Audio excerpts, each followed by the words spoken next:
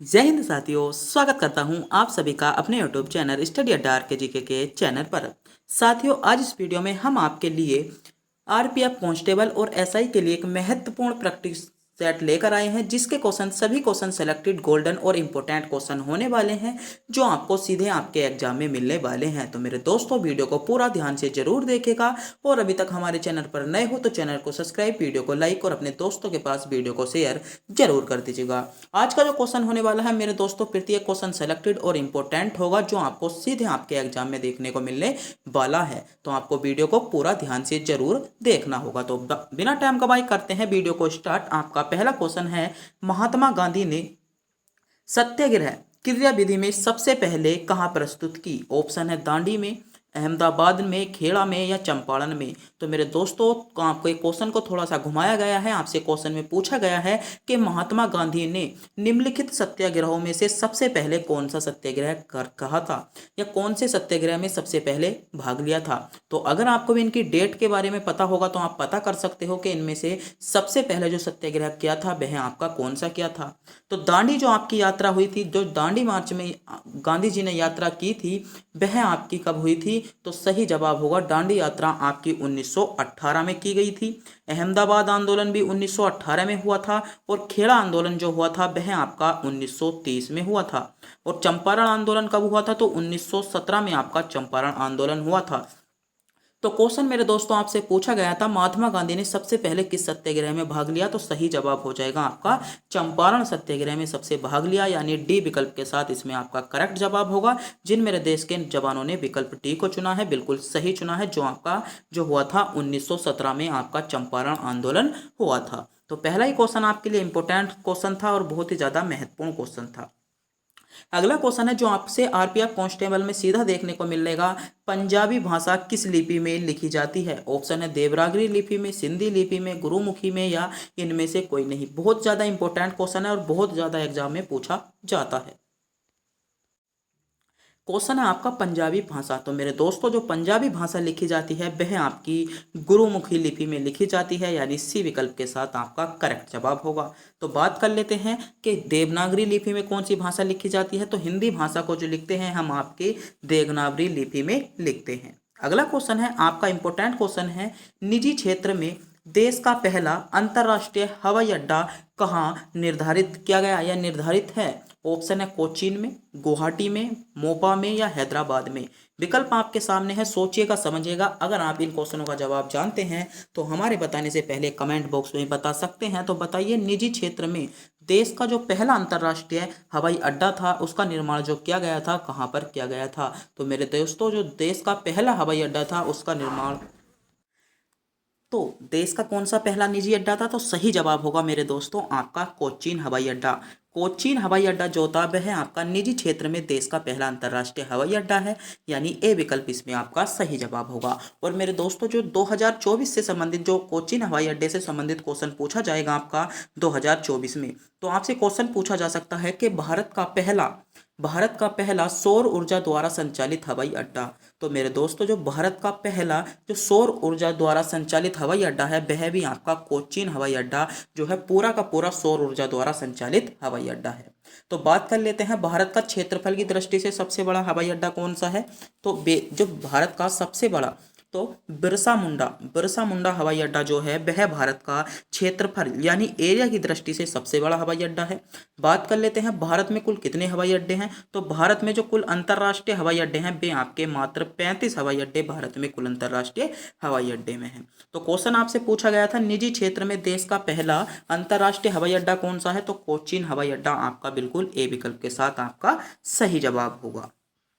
अगला क्वेश्चन है आपका, निम्नलिखित में से कौन सुमेलित नहीं है? ऑप्शन है आला, आला महोबा में, सही आला महोबा में ही होता है।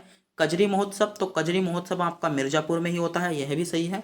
ऑप्शन है बिरहा, तो बिरहा जो होता है मेरे दोस्तों वह आपका पश्चिमी बिहार में होता है। तो सी विकल्प आपका सही जवाब होगा। सी विकल्प इसमें आपका क्या नहीं है? सुमेलित नहीं है। तो इसमें सही जवाब क्या हो जाएगा? विकल्प सी के साथ आपका करेक्ट जवाब होगा।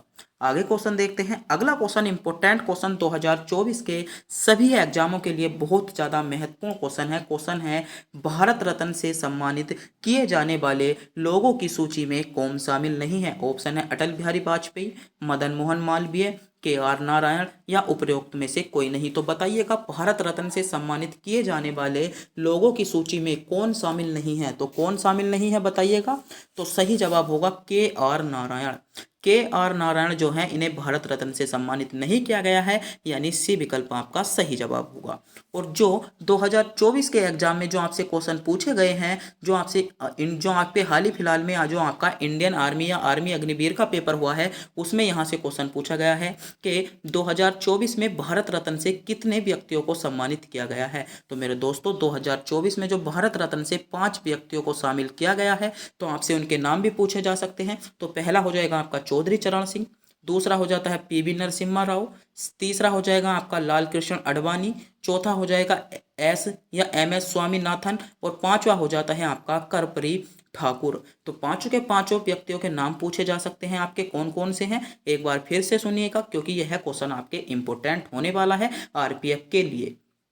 आपका हो जाएगा चौधरी चरण Singh, PV Narasimha Rao, Lal Krishna Advani, M S Swaminathan और कर्पूरी ठाकुर आपके जो थे, इन्हें हाल ही फिलहाल में जो 2024 में भारत रत्न से सम्मानित किया गया है। अगला क्वेश्चन है आपका इंपॉर्टेंट क्वेश्चन है, उज्जैन का प्राचीन नाम में क्या नाम था। मतलब उज्जैन का जो प्राचीन काल में क्या नाम था। ऑप्शन है अवंती, पाटलिपुत्र, तक्षशिला या इंद्रप्रस्थ। तो उज्जैन का जो मेरे दोस्तों प्राचीन काल में नाम था वह था आपका अवंतिका। अवंतिका को हम उज्जैन, जो प्राचीन में नाम था अवंतिका को ही हम उज्जैन के नाम से जानते हैं, जिसे अकबर ने अपनी राजधानी बनाया था। बात कर लेते हैं पाटलिपुत्र। पाटलिपुत्र किसका नाम है। तो वर्तमान में जो हम पटना के नाम से जानते हैं ना, तो प्राचीन काल में पाटलिपुत्र पटना ही हुआ करता था। बात करते हैं तक्षशिला। तो तक्षशिला आपका जो है पाकिस्तान वाला एरिया है, जहां पर आपका एक तक्षशिला विश्वविद्यालय भी है, जिसमें चाणक्य ने अपनी शिक्षा ग्रहण की थी। इंद्रप्रस्थ जो आपका क्षेत्र है दिल्ली और हस्तिनापुर वाला क्षेत्र जो है वह आपका इंद्रप्रस्थ के नाम से जाना जाता है। इंपॉर्टेंट क्वेश्चन था। अगले क्वेश्चन पर बढ़ते हैं। अगला क्वेश्चन आपका क्या है। अगला क्वेश्चन है मेरे दोस्तों आपका, वायुमंडल में सर्वाधिक कौन सी गैस मिलती है। ऑप्शन है नाइट्रोजन, हाइड्रोजन, ऑक्सीजन या इनमें से कोई नहीं। तो मेरे दोस्तों जो वायुमंडल में सर्वाधिक गैस पाई जाती है वह आपकी कौन सी गैस होती है। सेलेक्टेड क्वेश्चन है, बहुत ज़्यादा एग्जामों में पूछा जाता है और आपके एग्जाम के लिए भी महत्वपूर्ण क्वेश्चन है। तो वायुमंडल में जो सर्वाधिक गैस पाई जाती है वह पाई जाती है आपकी नाइट्रोजन गैस। नाइट्रोजन गैस वायुमंडल में आपकी सर्वाधिक गैस पाई जाती है, जिसका जो प्रतिशत है वह कुल गैस का 78.08% जो है वह आपकी क्या पाई जाती है, नाइट्रोजन गैस पाई जाती है। उसके बाद तो दूसरे नंबर पर जो पाई जाती है 20.95% आपकी ऑक्सीजन गैस पाई जाती है और तीसरे नंबर पर आपकी 0.93% आपका जो पाई जाती है आर्गन गैस पाई जाती है। तो क्वेश्चन पूछा गया था वायुमंडल में सर्वाधिक कौन सी गैस पाई जाती है, तो नाइट्रोजन गैस वायु में सर्वाधिक पाई जाती है। विकल्प ए के साथ आपका सही जवाब होगा। अगर मेरे प्यारे साथियों आपने अभी तक हमारे चैनल को सब्सक्राइब नहीं किया है, चैनल को सब्सक्राइब, वीडियो को लाइक और अपने दोस्तों के पास शेयर करना ना भूलें। अगला क्वेश्चन है आपका, निम्नलिखित में से किसने आइन अकबरी व अकबरनामा पुस्तक लिखी। इंपॉर्टेंट क्वेश्चन, सेलेक्टेड क्वेश्चन है। जो बच्चा उत्तर प्रदेश पुलिस री एग्जाम की तैयारी कर रहा है उसके लिए बहुत इंपॉर्टेंट क्वेश्चन है। ऑप्शन है फैजी ने, हकीम हुमायूं ने, अबुल फजल ने या अब्दुल रहीम ने। तो बताइए आइन ए अकबरी, जिसे हम आइन ए अकबरी के नाम से जानते हैं, वह अकबरनामा, तो मेरे दोस्तों जो ये जो लिखी थी वह आपकी अबू फजल ने लिखी थी। किसने, अबुल फजल ने लिखी थी। यानी सी विकल्प की ओर जा रहे सभी बच्चों का जवाब बिल्कुल करेक्ट जवाब हो जाएगा। अगला क्वेश्चन है आपका, रिहंद बांध किस राज्य में स्थित है। ऑप्शन है पंजाब में, उत्तर प्रदेश में, महाराष्ट्र में या बिहार में। तो बताइए रिहंद बांध आपसे पूछा गया है कि रिहंद बांध जो भारत के किस राज्य में स्थित है। तो बताइए, सोचिएगा, समझिएगा, क्वेश्चन पर विचार कीजिएगा और कमेंट बॉक्स में बताइएगा कि रिहंद बांध। तो मेरे दोस्तों जो रिहंद बांध है वह आपका उत्तर प्रदेश यानी यूपी में स्थित है। और उत्तर प्रदेश के कौन से जिले में स्थित है, तो सोनभद्र में। उत्तर प्रदेश के सोनभद्र में क्या है, आपका रिहंद बांध है, जो पीपरी गांव पर बना है और रिहंद नदी पर। तो रिहंद बांध कौन सी नदी पर है, रिहंद नदी पर, और उत्तर प्रदेश में आपका सही जवाब होगा। अगला क्वेश्चन है आपका, निम्नलिखित में से कौन सी भारत में सबसे पुरानी चट्टान है। इंपॉर्टेंट क्वेश्चन है। ऑप्शन है शिवालिक की चट्टान, भारत गंगा का मैदानी क्षेत्र, हिमालय या अरावली। बताइएगा निम्नलिखित में से कौन सी भारत की सबसे पुरानी चट्टान, आपसे पूछा गया है कि भारत की सबसे पुरानी चट्टान आपकी कौन सी है। तो मेरे दोस्तों जो भारत की सबसे पुरानी चट्टान है वह है आपकी शिवालिक चट्टान। शिवालिक चट्टान भारत की सबसे पुरानी चट्टान है, यानी ए विकल्प आपका करेक्ट जवाब होगा। मेरे प्यारे साथियों, आज की वीडियो के माध्यम से आप पता कर सकते हो कि आपकी तैयारी कितनी हो चुकी है, आपको किस किस टॉपिक से पढ़ना है और किस किस टॉपिक से आपसे अधिक क्वेश्चन पूछे जाते हैं। आज की जो वीडियो है वह आपके लिए बहुत सेलेक्टेड होने वाली है और आज इस वीडियो के माध्यम से आप यह जज कर सकते हो कि आपकी किस लेवल की तैयारी हो चुकी है और आपको किस लेवल की तैयारी और बची है, कौन से टॉपिक आपके ऐसे हैं जिन पे आपको अभी थोड़ा बहुत कन्फ्यूजन हो रहा है। अगला क्वेश्चन है आपका इंपॉर्टेंट क्वेश्चन है, प्रत्येक एग्जाम में जितने भी एग्जाम होते हैं कहीं ना कहीं पूछ लिया जाता है। क्वेश्चन है, पानीपत का दूसरा युद्ध किसके मध्य हुआ था। ऑप्शन है अकबर और महाराणा प्रताप के मध्य, अकबर और हेमू के मध्य, बाबर और महाराणा प्रताप के मध्य या बाबर और हेमू के मध्य। तो पानीपत का दूसरा युद्ध मेरे दोस्तों पूछा गया है। पानीपत के तीनों युद्ध आपके इंपॉर्टेंट होते हैं। तो पानीपत का जो पहला युद्ध हुआ था वह कब हुआ था। तो पानीपत का पहला युद्ध हुआ था मेरे दोस्तों 1526 में। दूसरा युद्ध आपका हुआ था 1556 में और तीसरा युद्ध हुआ था आपका 1761 में। तो पहला युद्ध जो हुआ था मेरे दोस्तों वह किस किस के बीच हुआ था। तो बाबर और इब्राहिम लोदी, बाबर और इब्राहिम लोदी के बीच आपका पहला युद्ध हुआ था। दूसरा युद्ध पूछा गया है, दूसरा युद्ध जो हुआ था वह आपका अकबर और हेमू के बीच हुआ था। और तीसरा युद्ध जो हुआ था वह आपका अहमद शाह अब्दाली और मराठा यानी सिराजुद्दौला के बीच हुआ था। तो क्वेश्चन पूछा गया है पानीपत का दूसरा युद्ध। तो मेरे दोस्तों पानीपत का जो दूसरा युद्ध हुआ था वह आपका अकबर और हेमू के बीच हुआ था। किसके बीच हुआ था। अकबर और हेमू के बीच हुआ था। और कब हुआ था। तो 1556 में आपका दूसरा युद्ध अकबर और हेमू के बीच हुआ था। इंपॉर्टेंट क्वेश्चन है, सेलेक्टेड क्वेश्चन था यह, इसको आप नोट कर सकते हो।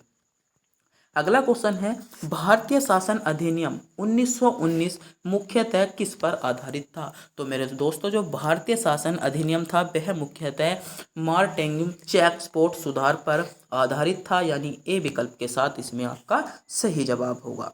आगे क्वेश्चन देखते हैं।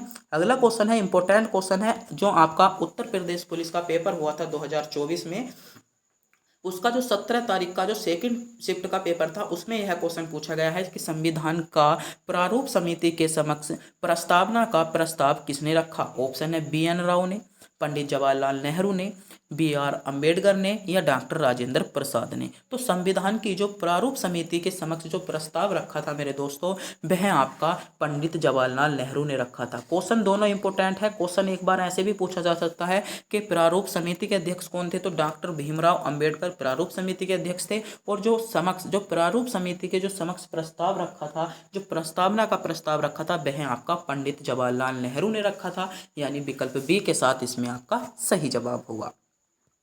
आगे क्वेश्चन देखते हैं। अगला क्वेश्चन है आपका, हमारे देश में किस मुद्रा को वैधानिक मान्यता प्राप्त है। ऑप्शन है वस्त्र मुद्रा को, साख मुद्रा को या पत्र मुद्रा को या चेक को। तो बताइए जो हमारे देश में मुद्रा को वैधानिक मान्यता प्राप्त है वह आपकी पत्र मुद्रा को है। किसको है। पत्र मुद्रा को है।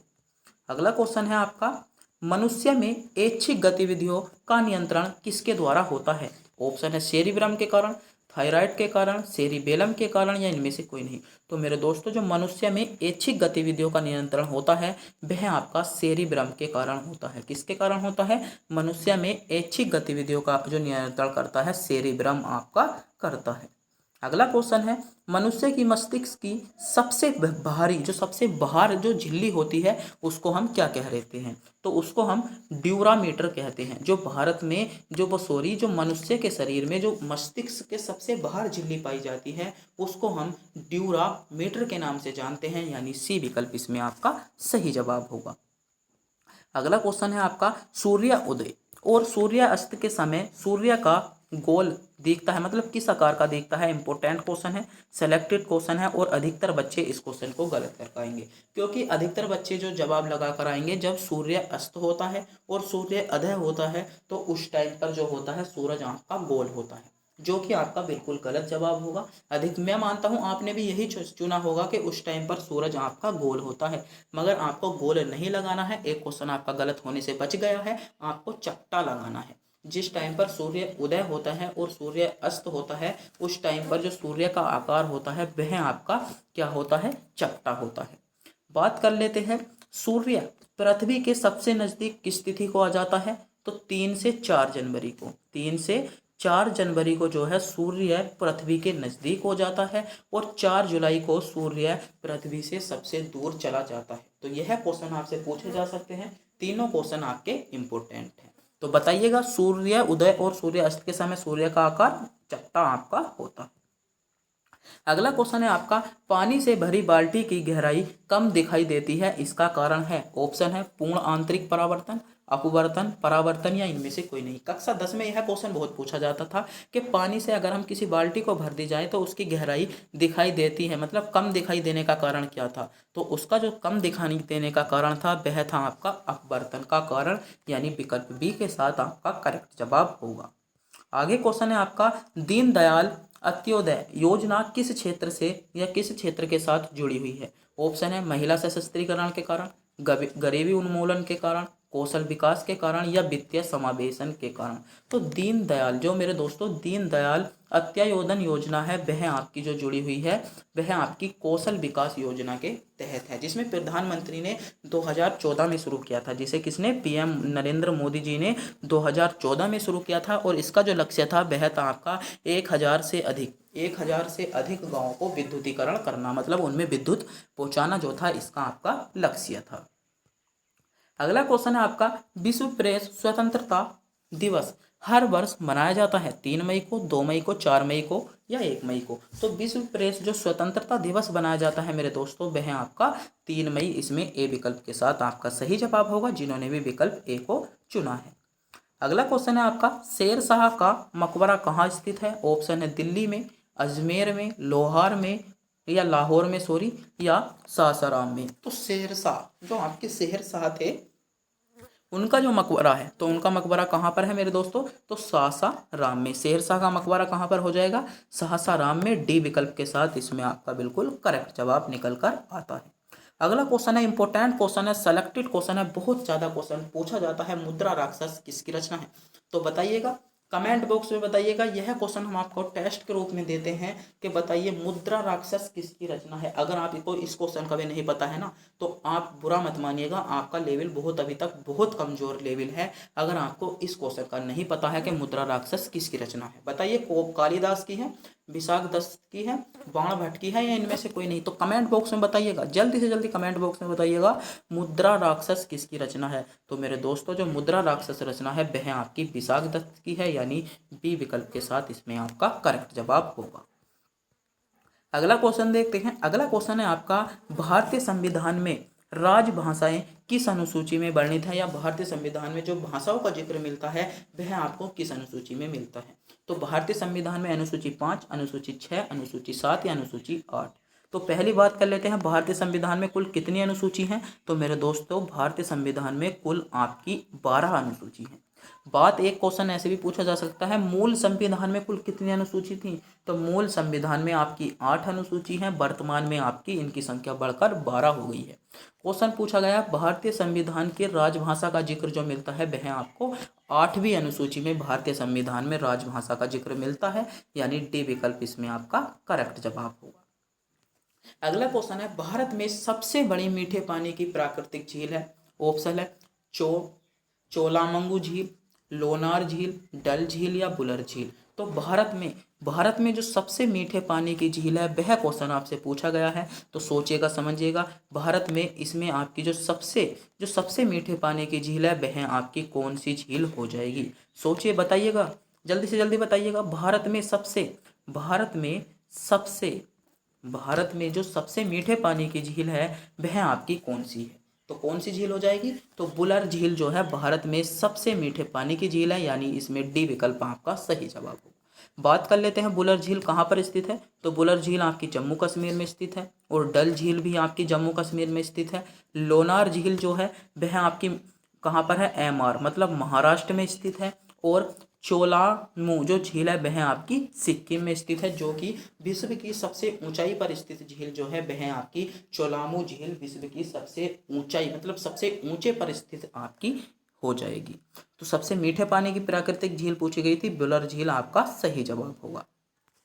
अगला क्वेश्चन पर बढ़ते हैं। अगला क्वेश्चन है आपका, निम्नलिखित में से किस ग्रह को पृथ्वी की बहन कहा जाता है? ऑप्शन है शनि को, शुक्र को, चंद्रमा को या मंगल को। तो बताइए पृथ्वी की बहन। तो मेरे दोस्तों जो पृथ्वी की बहन कहा जाता है वह आपका चंद्रमा को कहा जाता है। किसे? चंद्रमा को हम पृथ्वी की बहन के नाम से जानते हैं।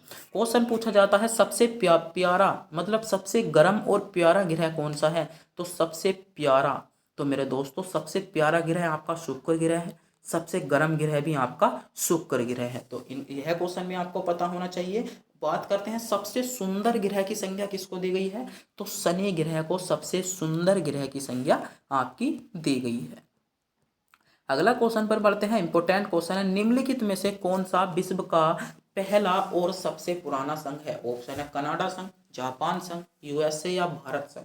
तो बताइए विश्व का सबसे पुराना या विश्व का सबसे पुराना और सबसे पहला संघ आपका कौन सा है? तो मेरे दोस्तों जो विश्व का सबसे पुराना और पहला संघ है वह आपका यूएसए है, यानी सी विकल्प की ओर जा रहे सभी बच्चों का जवाब बिल्कुल करेक्ट जवाब होगा। जिन्होंने विकल्प सी को चुना है विकल्प सी आपका बिल्कुल इसमें आपका करेक्ट जवाब निकल कर आता है। अगला क्वेश्चन देखते हैं। अगला क्वेश्चन है, स्थानीय सरकार की केंद्रीय परिषद की स्थापना कब की गई? तो मेरे दोस्तों जो स्थानीय सरकार में जो केंद्रीय है जो आपकी परिषद थी उसकी स्थापना आपकी 1954 में की गई थी। तो जिन बच्चों ने विकल्प बी को चुना है बिल्कुल सही चुना है। विकल्प बी की ओर जा रहे सभी स्टूडेंटों का जवाब बिल्कुल करेक्ट जवाब होगा। अगला क्वेश्चन है, दिल्ली के सुल्तान का पद संभालने से पहले बलबन किस सुल्तान का प्रधानमंत्री था? ऑप्शन है नसरुद्दीन का प्रधानमंत्री था, कुतुबुद्दीन ऐबक का था, बहराम शाह का था या आराम शाह का। तो बताइए दिल्ली का जो शासन या दिल्ली का सुल्तान का पदभार संभालने से पहले जो आपका बलबन शासन था मेरे दोस्तों वह आपका सही जवाब होगा नसरुद्दीन का शासन था, यानी नसरुद्दीन का प्रधानमंत्री था। ए विकल्प के साथ इसमें आपका सही जवाब होगा। अगला क्वेश्चन है आपका, किंग मार्टिन लूथर कौन है? ऑप्शन है अमेरिका का निग्रो नेता, 776 में अमेरिका का राजा, ब्रिटिश के 19वीं सदी का राजा या गयानू के राजा। बताइए तो मेरे दोस्तों जो आपका किंग मार्टिन लूथर है वह आपका सही जवाब होगा अमेरिका के निग्रो का नेता था। कहाँ का था? अमेरिका के निग्रो का नेता था, यानी ए विकल्प आपका सही जवाब होगा। अगला क्वेश्चन है इंपॉर्टेंट क्वेश्चन है, बहुत ज़्यादा क्वेश्चन पूछा जाता है। क्वेश्चन है जोजिला दर्रा कहाँ स्थित है? ऑप्शन है सिक्किम में, हिमाचल प्रदेश में, उत्तराखंड में या जम्मू कश्मीर में। सेलेक्टेड क्वेश्चन है, बहुत ज़्यादा क्वेश्चन पूछा जाता है। जो आपका जो 2024 में जो 2022 में आपका नेवी एमआर जो आपका मर्चेंट नेवी का पूछा क्वेश्चन होता है, आपका नेवी का जो क्वेश्चन होता है उसमें जो नेवी के क्वेश्चन पेपर में आपसे क्वेश्चन पूछा गया था, ये नेवी के क्वेश्चन पेपर में कौन से में 2022 वाले में कि जोजिला दर्रा कहाँ पर स्थित है? तो जो आपका जोजिला दर्रा है वह आपका जम्मू कश्मीर में स्थित है, यानी डी विकल्प के साथ आपका सही जवाब होगा जिन्होंने भी विकल्प डी को चुना था। अगला क्वेश्चन है, यूरो कप 2024 कहाँ पर आयोजित होंगे? ऑप्शन है पुर्तगाल में, स्पेन में, रूस में या जर्मनी में। तो बताइए यूरो कप। तो मेरे दोस्तों जो यूरो कप 2024 में जो आयोजित होंगे वह आपके कहाँ पर होंगे? तो सही जवाब होगा आपके जर्मनी में आयोजित होंगे, यानी डी विकल्प के साथ आपका बिल्कुल करेक्ट जवाब होगा।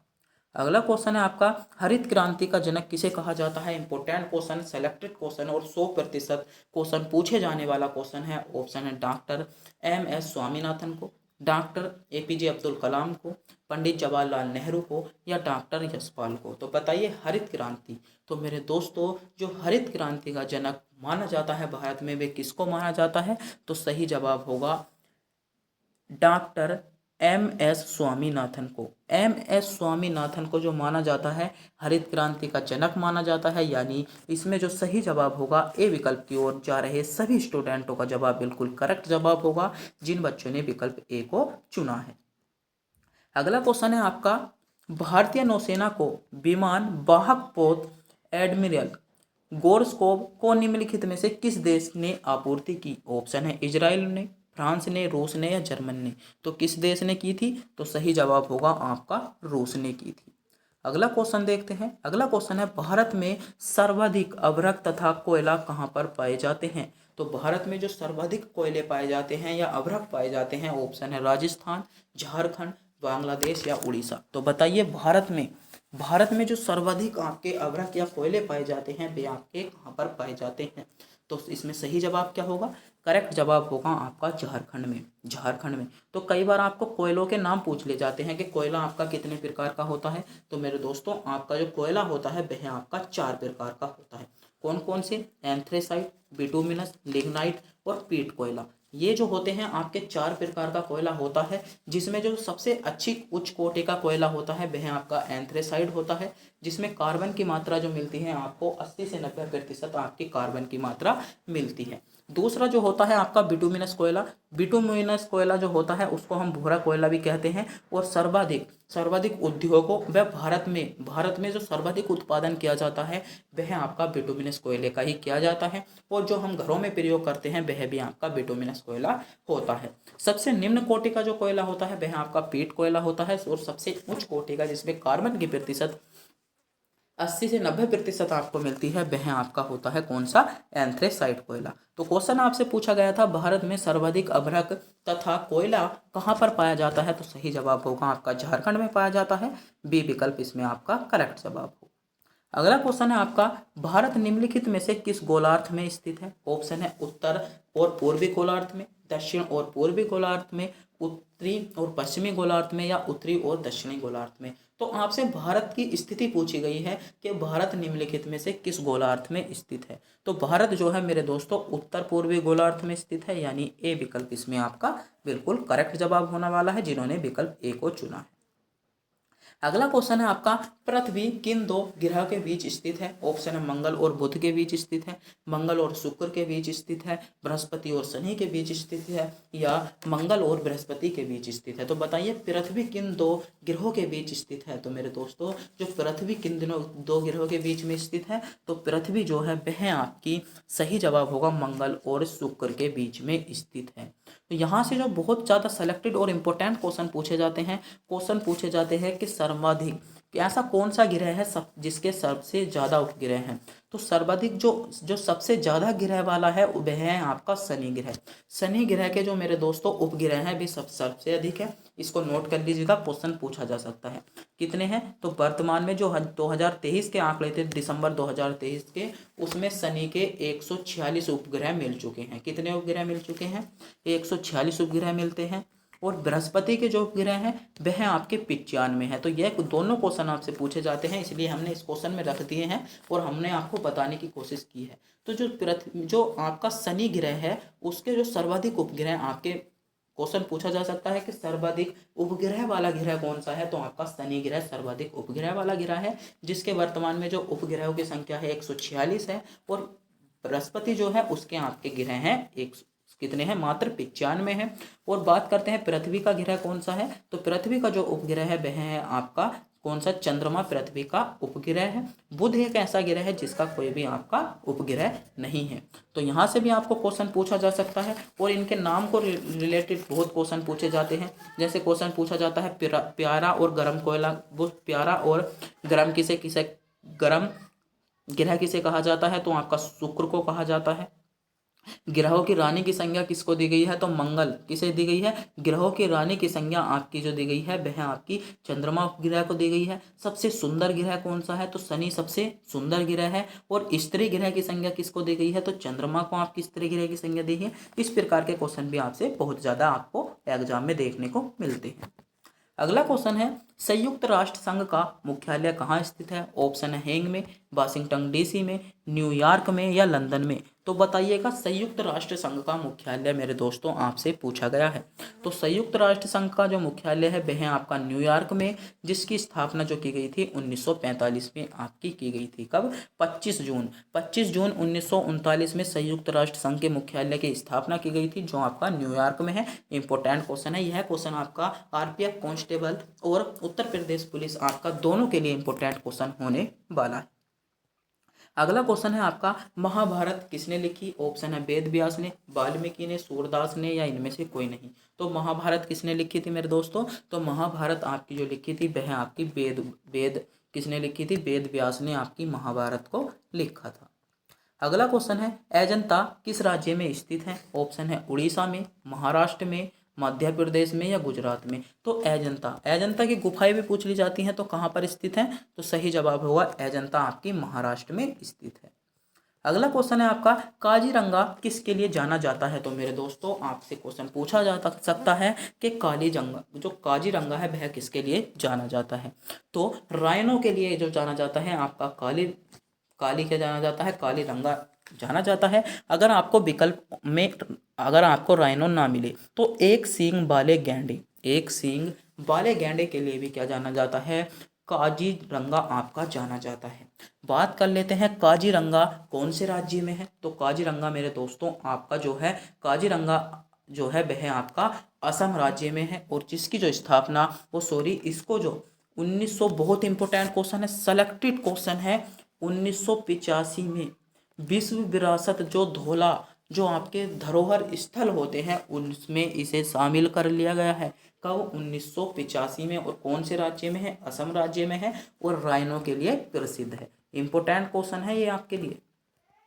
अगला क्वेश्चन है, वंदे मातरम का गीत किसने दिया? ऑप्शन है इकबाल ने, रविंद्रनाथ टैगोर ने, बंकिम चंद्र चटर्जी ने, या अबुल फजल ने? तो मेरे दोस्तों बताइए, वंदे मातरम का जो गीत दिया वह आपका किसने दिया? तो मेरे दोस्तों वंदे मातरम का गीत आपका बंकिम चंद्र चटर्जी ने दिया। कई बार क्वेश्चन पूछा गया है कि इसके जो आपको गाने का समय है वह जो हमारा जो वंदे मातरम गीत है उसको हम कितने टेस्ट टाइम में गाते हैं? तो 1 मिनट, कितने? 1 मिनट और कितने सेकंड में? 1 मिनट 9 सेकंड में। 1 मिनट 9 सेकंड जो है इसके गाने का टाइम है। अगला क्वेश्चन है, भारत में यह जानने वाला वीरता या सर्वोच्चता पुरस्कार कौन सा है? तो बताइए। तो सही जवाब क्या होगा? इसमें आपका PBC आपका सही जवाब हो जाएगा। अगला क्वेश्चन है, हरिहर कोटा किस राज्य में है? इंपॉर्टेंट क्वेश्चन है, यह क्वेश्चन बहुत ज़्यादा पूछा जाता है। तो हरिहर कोटा जो है वह आपका आंध्र प्रदेश में है, जिससे जो भी आपके वायुयान जो आपके रॉकेट वगैरह छोड़े जाते हैं, जैसे अभी मंगलयान छोड़े गए, आपके चंद्रयान 3 छोड़े गए, इस प्रकार के जो सभी आपके जो आप छोड़े जाते हैं वे आपके श्री सब हरिकोटा से ही छोड़े जाते हैं। तो हरिकोटा आपका आंध्र प्रदेश में स्थित है। जनरल क्वेश्चन है, क्वेश्चन ये है, बहुत ज़्यादा पूछा जाता है। अगला क्वेश्चन है, मध्य रात्रि के सूर्य का देश किसको कहा जाता है? तो मध्य रात्रि के जो सूर्य का देश कहा जाता है वह आपका नॉर्वे को कहा जाता है। बात कर लेते हैं नॉर्वे की राजधानी क्या है? तो ओस्लो। क्या है? नॉर्वे की राजधानी। इंपॉर्टेंट क्वेश्चन है, पूछा जा सकता है। तो नॉर्वे की जो राजधानी है वह है आपकी ओस्लो। कहाँ की राजधानी है? नॉर्वे की राजधानी है। बात कर लेते हैं, जब नॉर्वे की होगी तो जापान की राजधानी क्या है आपकी? तो यह क्वेश्चन भी तो पूछा जा सकता है कि जापान की राजधानी क्या है और जापान की मुद्रा क्या है? तो जापान की मुद्रा बहुत ज़्यादा पूछा जाती है। तो जापान की जो मुद्रा है वह है आपकी येन। कौन सी है? येन। तो आयरलैंड, तो आयरलैंड की राजधानी क्या है? तो डबलिन। क्या है आयरलैंड की राजधानी? डबलिन आपकी आयरलैंड की राजधानी है। इसकी मुद्रा क्या है? तो यूरो आपकी क्या है? इसकी क्या है? मलेशिया की बात करते हैं तो कुआलालंपुर जो है वह आपकी मलेशिया की राजधानी आपकी हो जाएगी। अगला क्वेश्चन है, ज्वार भाटा आने का कारण क्या है? तो ज्वार भाटा जो आने का कारण है वह क्या है आपका? ऑप्शन है चंद्रमा पर गुरुत्वाकर्षण बल, पृथ्वी की घूर्णन गति, पृथ्वी का गुरुत्वाकर्षण बल, या चंद्रमा की परिक्रमा। तो बताइए, तो ज्वार भाटा आने का जो कारण है मेरे दोस्तों वह है आपका चंद्रमा का गुरुत्वाकर्षण बल। तो इसमें सही जवाब क्या होगा? इसमें आपका करेक्ट जवाब हो जाएगा। अगला क्वेश्चन है आपका, स्कर्वी किस विटामिन की कमी के कारण होता है? ऑप्शन है vitamin D, vitamin A, vitamin C, या विटामिन बी। तो स्कर्वी रोग, तो मेरे दोस्तों बताइएगा स्कर्वी रोग किस विटामिन के कारण होता है? तो स्कर्वी जो रोग होता है मेरे दोस्तों वह आपका विटामिन सी के कारण होता है।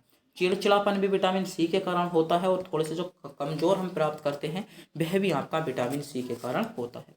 बात कर लेते हैं बेरी बेरी रोग, बहुत ज़्यादा पूछा जाता है। बेरी बेरी रोग किसके कारण होता है? तो विटामिन बी के कारण। किसके कारण? विटामिन बी के कारण बेरी बेरी रोग होता है आपका। और बात कर लेते हैं विटामिन ए के कारण कौन सा होता है? तो रतौंधी रोग क्या होता है? विटामिन कौन से के कारण होता है? विटामिन आपका रतौंधी रोग जो होता है विटामिन डी के कारण आपका रतौंधी रोग होता है। तो आज के जो क्वेश्चन थे सभी क्वेश्चन सेलेक्टेड और इंपॉर्टेंट क्वेश्चन थे आपके आरपीएफ कांस्टेबल और एसआई के साथ साथ सभी वनडे एग्जाम के लिए।